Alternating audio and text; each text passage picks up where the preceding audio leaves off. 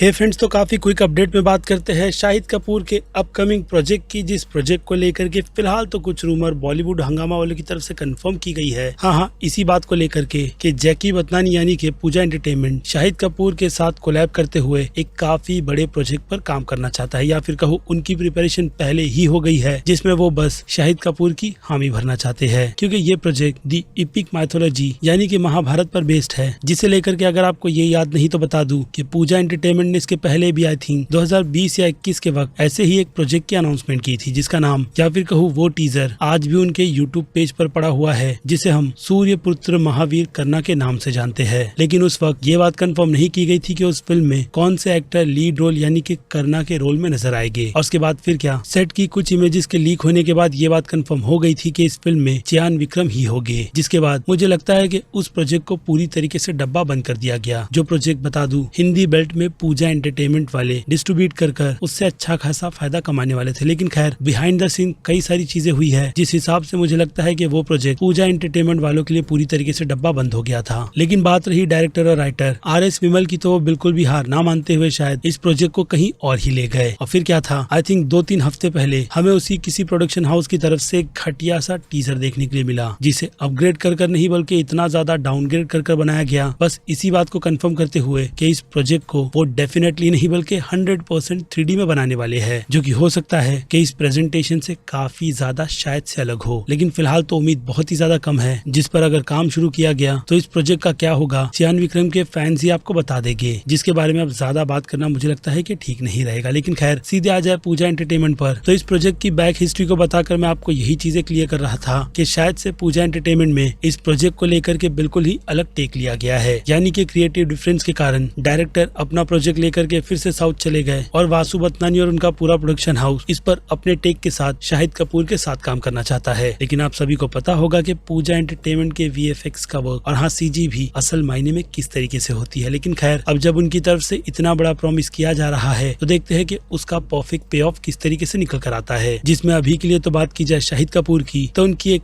अनटाइटल film जो कि कृति सोनन के साथ बनाई गई है, अब भी डिले होने के कारण सीधे नेक्स्ट ईयर वैलेंटाइन डे की रिलीज डेट पर पहुंच गई है। लेकिन नाम क्या है उस पर तो एक काफी बड़ा सस्पेंस बना हुआ है। और इसके अलावा अनीश बाजमी के साथ जो उनका प्रोजेक्ट कैंसिल हुआ है, उससे भी उन्होंने मूव ऑन कर लिया है और अब वो सीधे मलयालम डायरेक्टर रोशन एंड्रूज के साथ मिलकर कोई प्रोजेक्ट बना रहे हैं। और हाँ, फिर से बात की जाए पूजा एंटरटेनमेंट के इस प्रोजेक्ट की, तो इसे लेकर के रूमर ये भी है, या फिर कहूँ एक हिसाब से बॉलीवुड हंगामा वाले की कंफर्मेशन इसी बात को बताते हुए कि इस फिल्म के प्रोजेक्ट के साथ भी RS विमल तो नहीं लेकिन साउथ के ही किसी और फिल्म मेकर को ऑन बोर्ड ले लिया गया है, जिनके नाम की घोषणा यानी कि अनाउंसमेंट फिलहाल तो नहीं की गई। लेकिन खैर बिहाइंड द सीन की चल रही डिटेल्स और शाहिद कपूर के प्रोजेक्ट को लेकर के ये सारी की सारी डिटेल मैंने आपको दे दी है, जिस पर अब बनती है आपकी राय, जो आप मुझे कमेंट में लिख करके बता सकते हैं। बाकी फिर क्या, मैं हूँ Aziz, movie stock show channel like share और सब्सक्राइब भूलना मत। मिलूंगा जल्दी दूसरी किसी वीडियो में। Till then bye.